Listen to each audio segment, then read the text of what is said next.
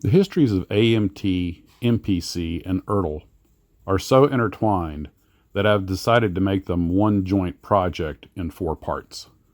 The only way I can see to keep this very convoluted history digestible is to start with a high-level overview of how and when they merged and then do each one separately.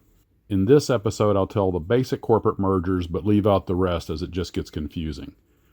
Despite our emotional attachments to certain brands we grew up building, in the world of business, they're just assets to be bought and sold as the vagaries of the market demand.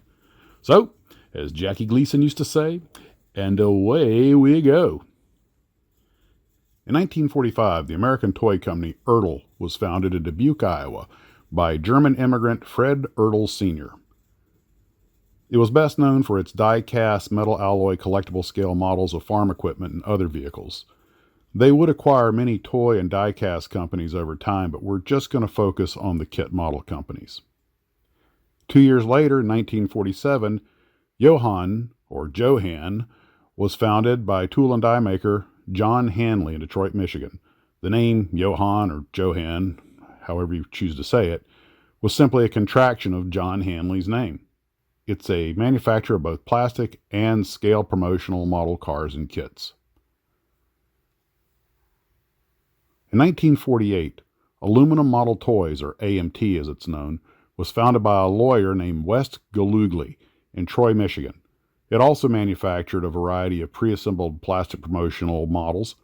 Galugli was well connected in the auto industry, which is how he was able to start AMT as a side business to his work as an attorney.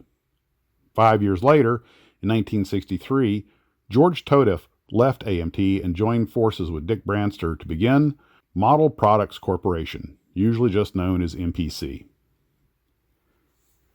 MPC also made plastic scale models and pre-assembled promotional models, which first hit the market in 1965. In 1966, they got the rights to make models of the vessels of the popular television show Star Trek in exchange for providing Desilu Studios with the Galileo 7 shuttlecraft props, both exterior and interior sets. This started a long tradition of AMT's involvement with TV and movie vehicle models.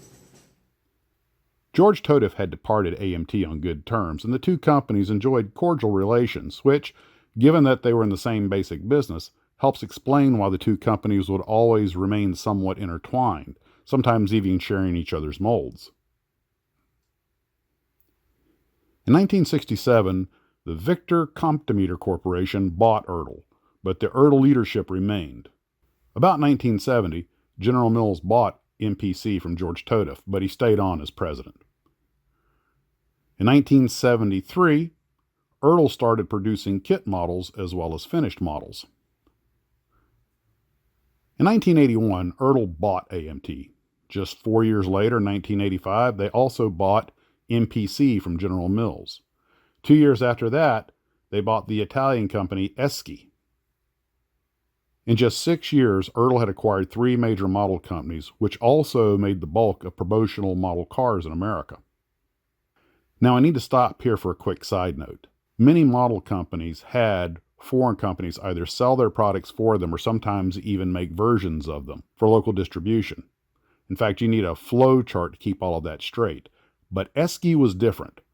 Ertl actually bought an established, standalone foreign company in toto. And by the way, just in case you're interested, Eschi is an acronym that stands for Ente Scambi Coloniali Internazionali, which, if you'll pardon my butchering the Italian, roughly translates into the Colonial Trade Exchange or Colonial Trade Body. In 1997, Ertl was bought by Racing Champions.